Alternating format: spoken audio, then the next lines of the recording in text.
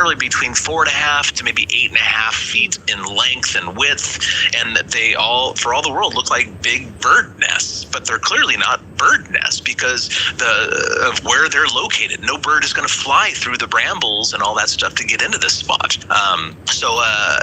Where we're at now with that study is that core samples have been taken from the nest by Dr. Jeff Meldrum from Idaho State University, and he has shipped those to Dr. Todd Disotell for what's called eDNA studies. eDNA stands for environmental DNA, where you test the environment in which you think an animal or whatever is living. And you can get a sample of all, like say for example you had a pond and you think some sort of like invasive turtle or something has gotten in there. You can actually test the water of the pond and get the DNA of all the living things in that pond, and then sort them aside and find if you have any turtle DNA in there. Well, that's what's being done on these nests at this point. Now, of course, we're going to get mice and probably deer and all sorts of stuff because of the general contaminants in any wood. But if a Sasquatch has been lying in that nest, we should come up with some sort of unknown primate and probable hominin DNA. So that's where we're at now with those nests. I want to know if you have that on your website somewhere so my listeners can look at that. I don't know if I do because it's not really my study. I'm just kind of brought in on that. I'm letting the Olympic Project spearhead all that. You can probably, I think if you use the search function on my website, you're likely to find something about the nests. I'm not really sure. Okay, no problem. All right. Just want to ask you that. All right, now, has anyone found any hair? Oh, you know what? I'm sorry to interrupt, but I just did a search on my website, and yeah, sure enough, there's a blog report up there for the Sasquatch eDNA study, so yeah. Okay, good. Go ahead. Good. All right, very good. Thank you for sharing that. Cliff, has anyone found like hair, tooth, or, maybe droppings from this animal at all? Well, hair, yes. Tooth, no. Droppings, probably. Now, I'll deal with those one at a time. Hair samples. There have been a number of hair samples that have been analyzed under a microscope that seem to be from primates. However, unidentified primates, and they were collected here in North America. So that's interesting. In fact, a guy named Dr. Henner Fehrenbach, who is a biologist, he worked out here at a primate research center outside of Portland, Oregon. He has a sampling of hairs that he believes has come from Sasquatches, they're all very similar, and they're also distinct from human beings, but clearly primate. One of the distinctions is, for example, that the purported Sasquatch samples either lack a medulla or have a fragmentary medulla. Medullas are the center hollow shaft inside of a hair, and that's a very rare thing. Like human beings almost always have a medulla in their hair, but almost none of these do, and the ones that are there are fragmentary. So that's interesting. And also the scale pattern is distinct from other animals, etc. So, and in fact, some of these hairs have been collected from the... This episode is brought to you by Progressive. Most of you aren't just listening.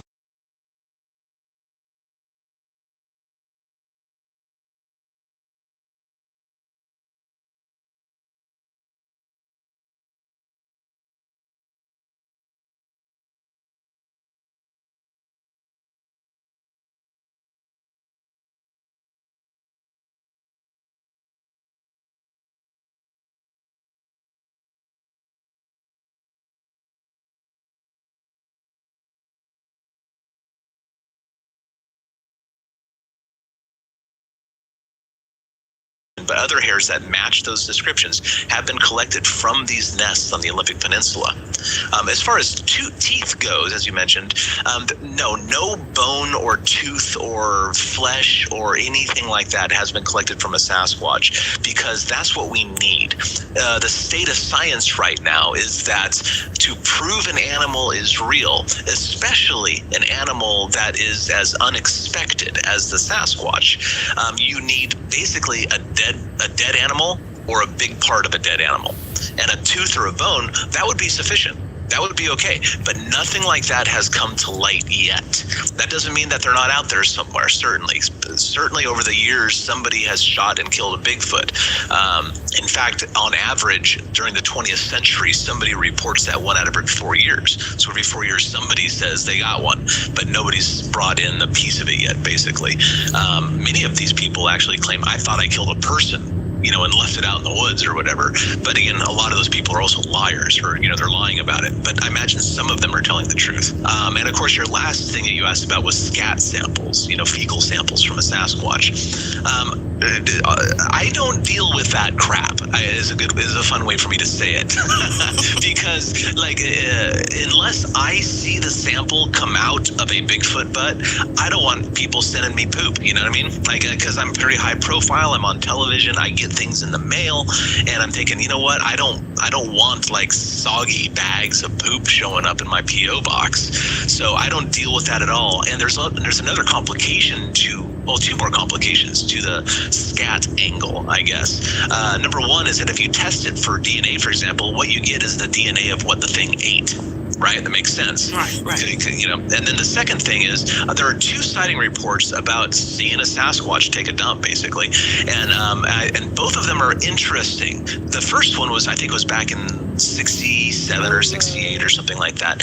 A guy saw a Sasquatch defecate into a river. Okay, and I thought, oh, well, that's interesting. Maybe that's a habitual thing, because I know that I had a pet iguana once upon a time, and we had to poop it once a week to make sure it didn't get all clogged up. And the way we did that is we put it in water, or imagine jumping in a pool of water kind of makes you have to pee, right? Maybe that's with them too. I don't know, but whatever's worth, this guy apparently saw a Sasquatch defecate into a river. So maybe there's a connection there. Maybe that's why we don't find big turds out in the woods. And then another thing is just recently, a report came to my ears about a guy tracking a Sasquatch in Washington. And I don't think this was that long ago. He observed it defecating, and then it buried it like a cat does, just scooped some dirt over it and kept going. Well, maybe that's what they do, because Sasquatches are very wily animals. Their intelligence level approaches our own, I think, and probably surpasses it in some ways. As far as living out in the woods, they're way smarter than us in that, right? Maybe they realize that leaving a big turd lying around is a good way to let other people or animals know that it's in the area, and it doesn't want that.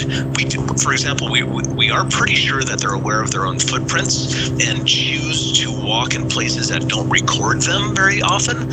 So why would a big pile of poop be any different? They're obviously aware that is a signpost that they're in the area. Maybe they don't want that. So I don't know. There's some interesting speculation to go with on all 3 of those matters, really. All right, my special guest tonight is Cliff Barackman, and I will have more on Bigfoot when we return right after this.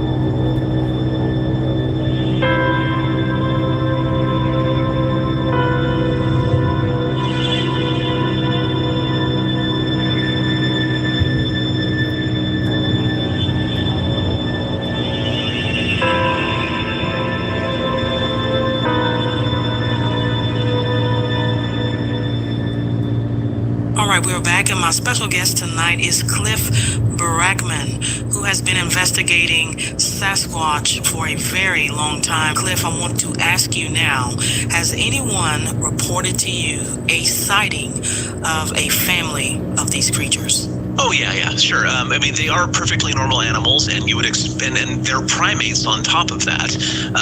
And primates are social animals, is the bottom line. Human beings are primates, we're social, all the apes are, so they're social animals as well. And the vast majority of sighting reports are of only one animal, but that doesn't mean there's only one in the area. And I've often pointed out to other Bigfooters, Bigfoot researchers who think that they're solitary and whatnot, that if they're knocking and doing vocalizations and stuff, do you think that they're knocking or vocalizing to themselves?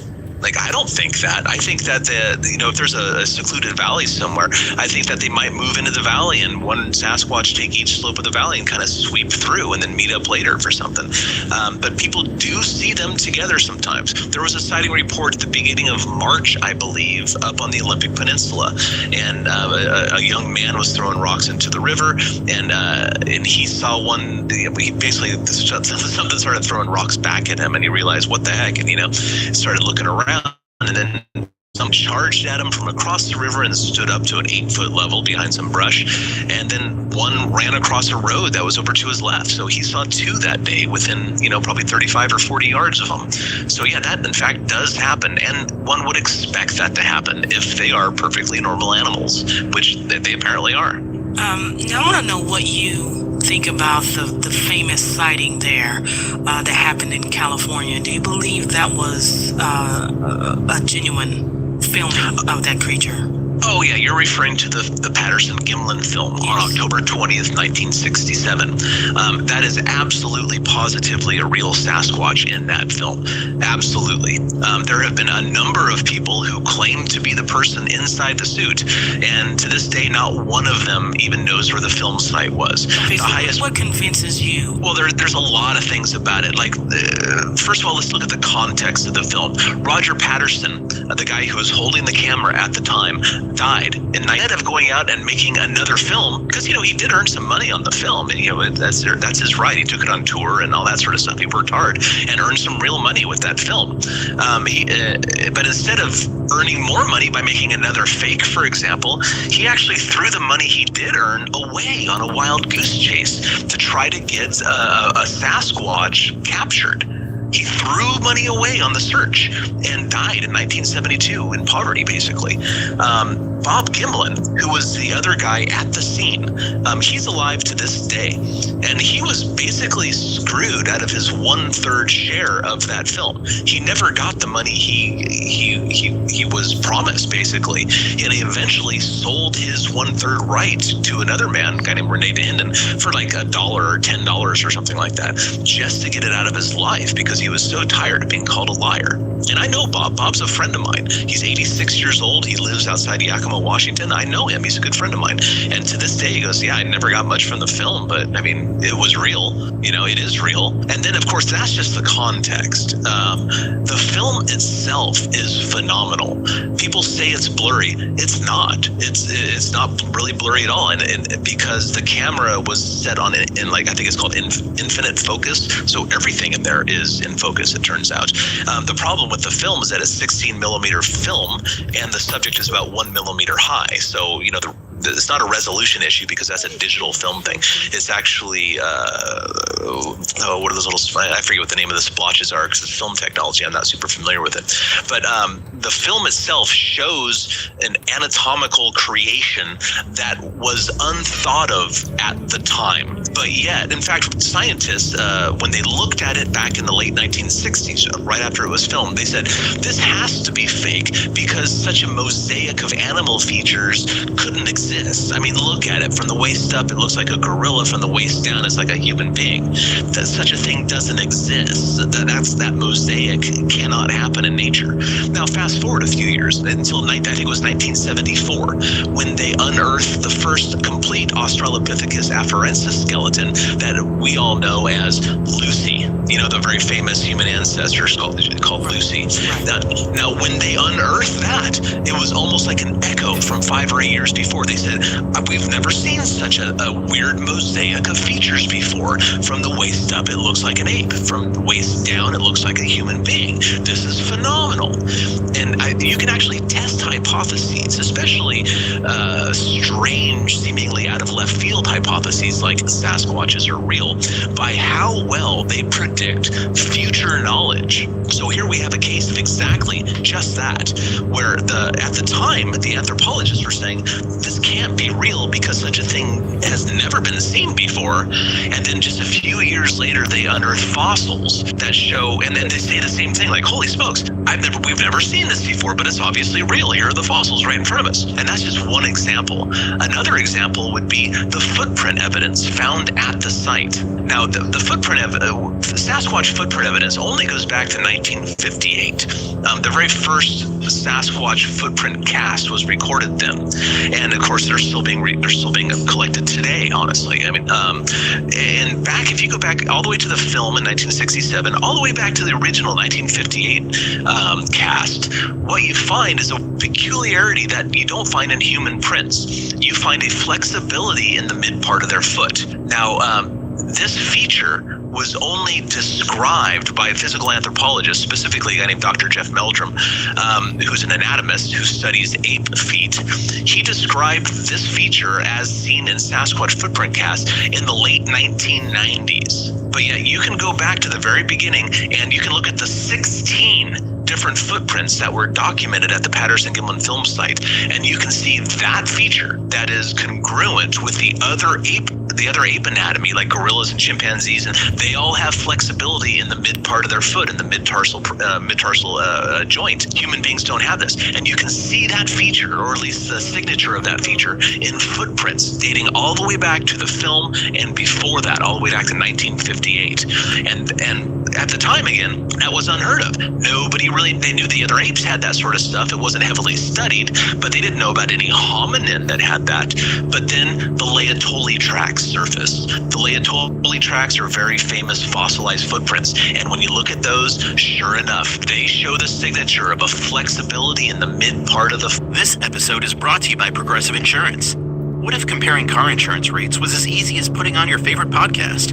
With Progressive, it is. Just visit the Progressive website to quote with all the coverages you want. You'll see Progressive's direct rate, then their tool will provide options from other companies so you can compare. All you need to do is choose the rate and coverage you like. Quote today at Progressive.com to join the over 28 million drivers who trust Progressive.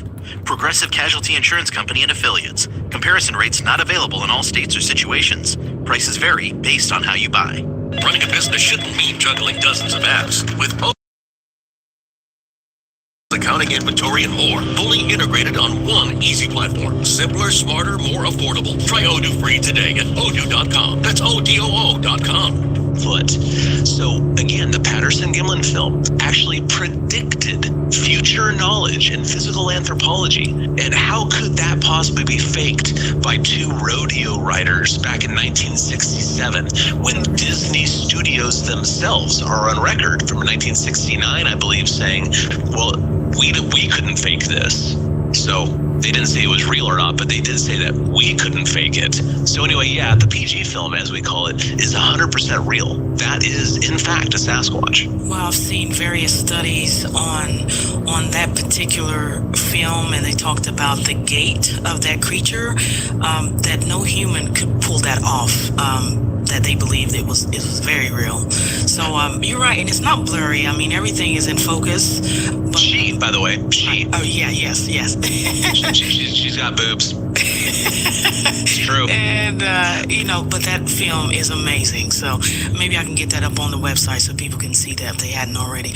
Now, I have heard firsthand, and I think it was David Paulides who talks about missing people, that he has had a report, maybe several, I'm not sure, but I know I heard one specifically talk about a little girl reported that one of these Sasquatch took off with her and let her go hours later. But have you heard reports where people are thought to be missing people, are thought to be connected to this creature? I've heard secondhand reports. I have not spoken directly to a witness that claims to have been abducted, although certainly there are many stories about such things. Many of them come from Native American reservations, like my grandmother, my great-grandmother, she was abducted and that sort of thing. But David Paulides has put out a number of books called Missing 411, I think that's what they're called. And I have not read them, but apparently they're excellent books. I haven't dove into them just because they weren't directly related to the Bigfoot thing. Although, because I don't, from what I understand, David has not come straight out and say, yeah, I think these are Bigfoot related. He's just pointing out that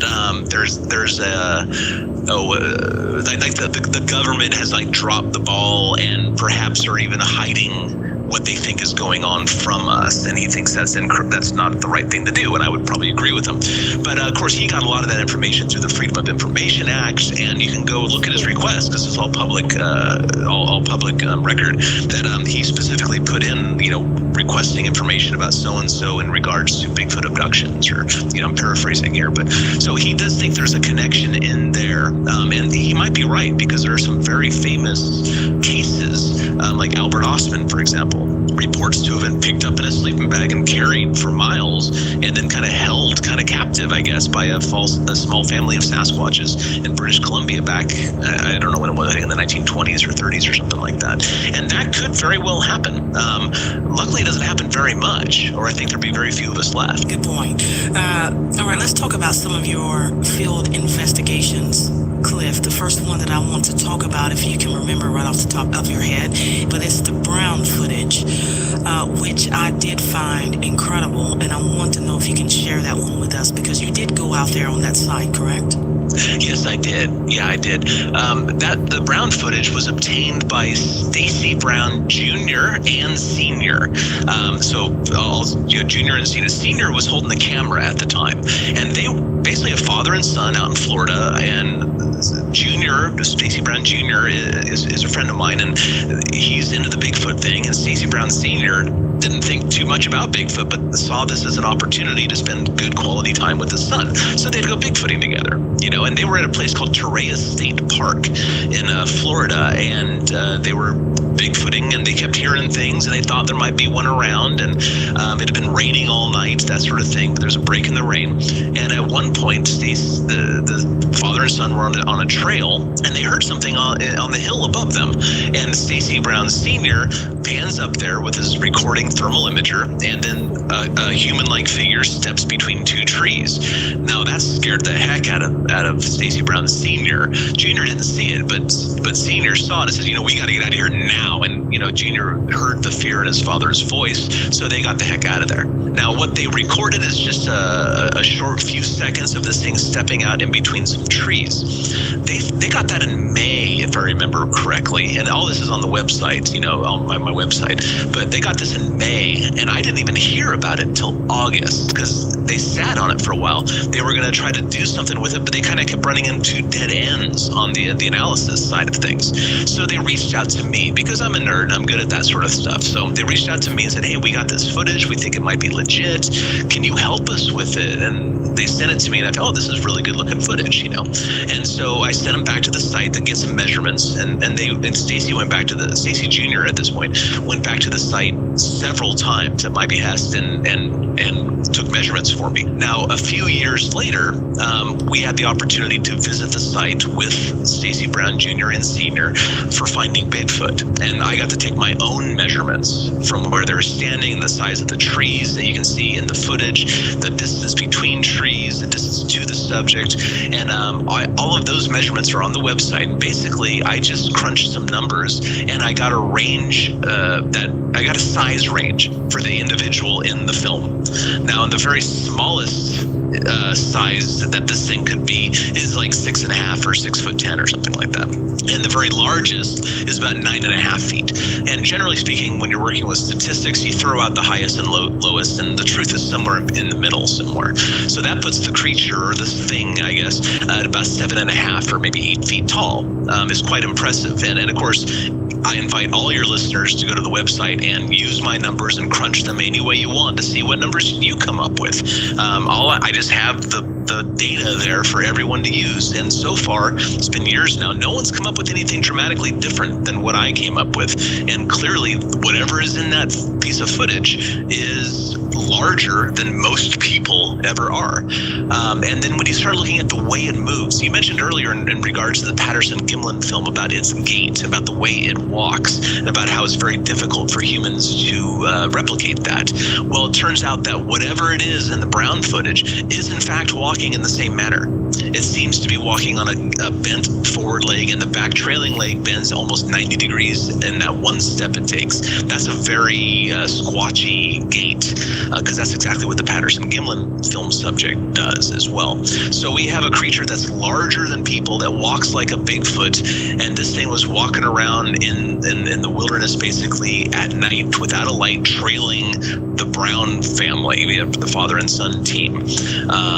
Yeah, it's a Bigfoot. I mean, it's hard to imagine what else it could be. And just looking at the figure, proportionally, it doesn't quite look like a person. You know, the head's real low on the shoulders, the hands are very, very large, and a lot of eyewitnesses report the Sasquatch hands like canoe paddles, and you kind of see that same feature in the footage. It's a fascinating few seconds, and it's one of the best pieces of footage out there. Yeah, it is.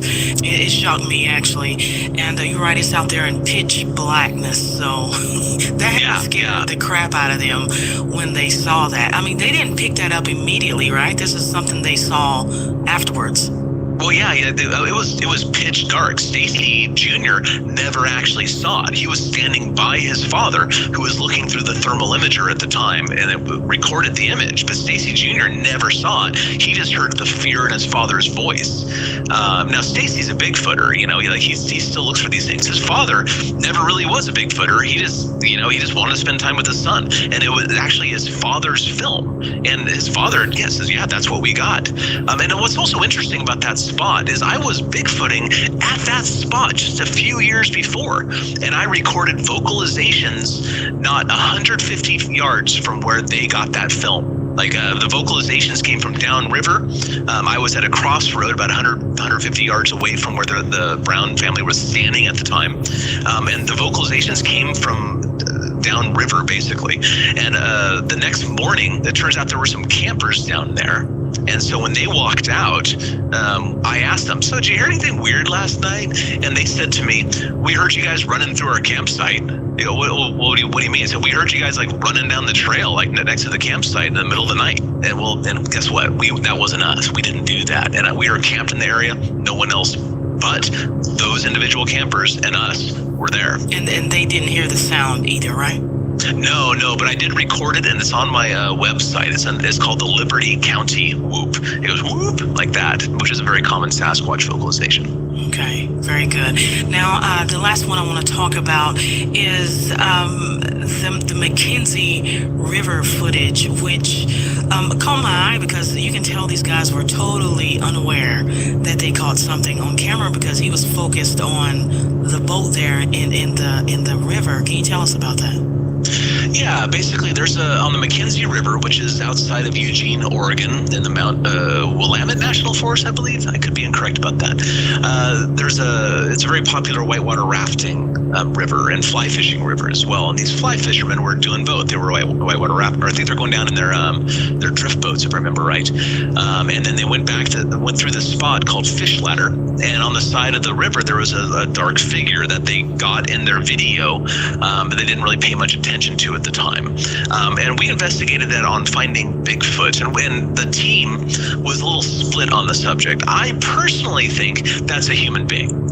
We did size comparisons, and it is about human size, and there's a campsite right next to it. I'm inclined to think that that's probably a human being. Not everybody on the team agreed with me, though, so that's kind of up in the air, but I'm willing to say that, in my opinion, that's a person. But that's okay, because every single film that is of that quality or anywhere around that quality really should be investigated on site, just to see, like if it kind of looked like a human, but if that thing was 9 feet tall, well, then we can count humans out, right? So every film like that should be investigated, and then some sort of size comparison or some sort of contextual analysis should be done on the site of every film if possible. So I'm glad I went down there to do it, even though it just ended up being a human in my mind. Oh, absolutely. Now, how do you think they are avoiding capture? Well, capture itself would be almost impossibly difficult, because again, they are they are really wily beasts, essentially. They think ahead, they think strategically, they use the terrain to their advantage, and they have hands, and they're like 12 times stronger than us, for example. Like, how do you capture something like that? I'm sure many of your listeners are saying, well, tranquilizer darts, right? Okay, well, tranquilizer darts are essentially PCP. I mean, that's the drug, or some derivative of something like that. That's essentially the drug that's inside animal tranquilizers. And it turns out that every drug, well, for each species of animal, you use a different kind of tranquilizer, because sometimes the tranquilizing drug is deadly to the species you're going after. And then, of course, you have to know something about the metabolism of the animal as well, because you don't want to kill it by giving it too much tranquilizer, and you don't want to let it run off and hurt itself in a drug daze, or get angry at the person who shot it if you give it too little. So you actually have to get a prescription for that kind of drug from a veterinarian, and there's not a pharmacy or a veterinary clinic in existence that would give you a high like lethal chemicals to go tranquilize a Sasquatch. You might as well ask for leprechaun tranquilizers. This just doesn't happen. So as far as capture goes, I have no idea how one would go about capturing a Sasquatch. Okay. Capturing on camera, though, is a different matter. Or just going straight out. Tell us how you think they're avoiding that. Why hasn't better footage been obtained, or why hasn't somebody shot one of these things? Because there are a small number of people out there trying to kill one of these things, which I'm kind of against in general, just out of the compassion side of things. Well, first of all, there's very, very few of them. They're probably amongst the most rare animals on the planet. Essentially, there's probably only a few thousand of these things in North America in general, maybe 5,000 or maybe 10,000 at the most, which sounds like a lot, but it really isn't. That would make them one of the rarest animals in North America. They're also largely nocturnal, so they're roaming around in places where humans might be at a time when humans are very unlikely to be there. And also, humans don't see well at night. We're kind of afraid of the dark. We stay close to camp. They have the run of the place at nights, and they do most of their activities then. Statistically, that's what it points to, at least. When you look at the number of sighting reports day and night, about half happen day and night. But you figure 1/10 the number of people are out, they can see 1/10 as far. That indicates about 100 times more Sasquatch activity at night. So the statistics are on their side on that one. So they're very rare. They're largely nocturnal. They don't want anything to do with us, and they are very, very adept at their environments. Put it in the context of a black bear, for example, Ursus americanus, right? Black bears are fairly common. There's quite a few of them here in Mount Hood National Forest, where I live. I've been working Mount Hood National Forest pretty heavily for the last 10 years or so, and to this day, I've seen one black bear in Mount Hood National Forest, and it was from 250 yards as it ran across the road. So black bear can somehow manage to avoid detection, and black bear can somehow manage to avoid having footage taken of them largely in the wild. So Bigfoots, being much more rare than black bears, would have that much more of an advantage, especially since they're largely nocturnal and intelligent and all these other things. All right, Cliff, I have really enjoyed this conversation with you tonight. Now, why don't you take a moment to tell my listeners where they can find more information about you? Well, the best place to go is, of course, my website, which is cliffbarrickman.com. If you can't spell Barrickman, it looks like Barack Man, or you can just type in Cliff Bigfoot into Google and I'll come up right away. I'm also on Facebook and Twitter and all that other stuff too. But all my research and all that stuff is on my website. All right, very good. Cliff, many blessings to you, and I appreciate your time. Well, I appreciate your time. Thank you so much for having me on. All right, that's going to be the end of this one. I really enjoyed that conversation, and I want to thank Cliff Barackman again for joining us. You can find out more about Cliff and what cases he is currently working on by visiting his website at cliffbarackman.com. I want to thank my producer tonight, Kim, and the Mysterious Radio team. I am your host, K-Town. Have a great night, and I will see you next time on Mysterious Radio.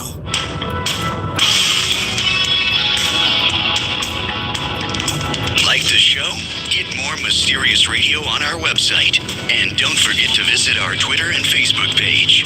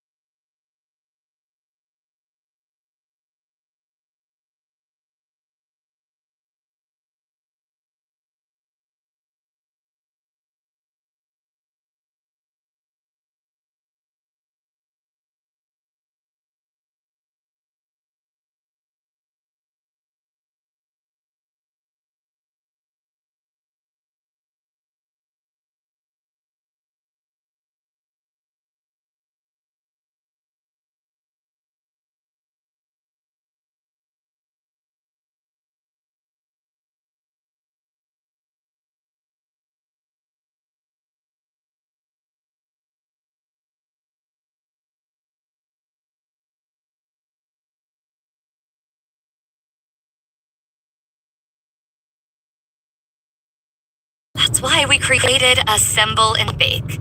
Delicious one-pan meals that make family dinner simple. Just assemble the pre-chopped ingredients and put the pan in the oven to bake. Then you're free to help out with that last-minute diorama. Shop Assemble and Bake at blueapron.com. Get 50% off your first 2 orders with code APRON50. Terms and conditions apply. Visit blueapron.com/terms for more. Lowe's knows how to turn big plans into real results. Whether it's new appliances or a home refresh, get started with 12-month special financing on purchases of $299 or more with a MyLowe's Rewards credit card, January 15th through the 30th. So you can invest in your upgrade now and pay over time. Lowe's, we help, you save. Offer subject to credit approval and cannot be combined. Minimum monthly payment required. See store or Lowe's.com for details. What's the only thing better than getting all of your favorite groceries from Kroger delivered through Instacart in as fast as 30 minutes? That would be getting in-store prices on those groceries from the comfort of your couch, or your futon, or your kitchen table, or your daughter's beanbag that's unexpectedly comfortable. You can enjoy in-store prices on all of your faves at select Kroger locations and get delivery to your door in as fast as 30 minutes through Instacart. For a limited time, fees and in-store offer exclusions apply. Statements and opinions by guests of Mysterious Radio are not to be considered as endorsed by sponsors or affiliated networks. Any rebroadcast, reproduction, or other use of this podcast without the express written consent of Mysterious Radio is strictly prohibited. Get ready for a night filled with conspiracies, strange places, the paranormal, UFOs, legends, and myths from around the world. With your hosts, K-Town, on Mysterious Radio. All right, thank you for joining me tonight for another edition of Mysterious Radio. I am your host, K-Town. Tonight, we're going to be talking about the paranormal with my special guest, Brandon Masulo. He's written a book called The Ghost Studies. It's available on Amazon. Pick it up if you're interested in anything paranormal. This book actually goes into some of the research behind it. So in this book, he shares new and exciting scientific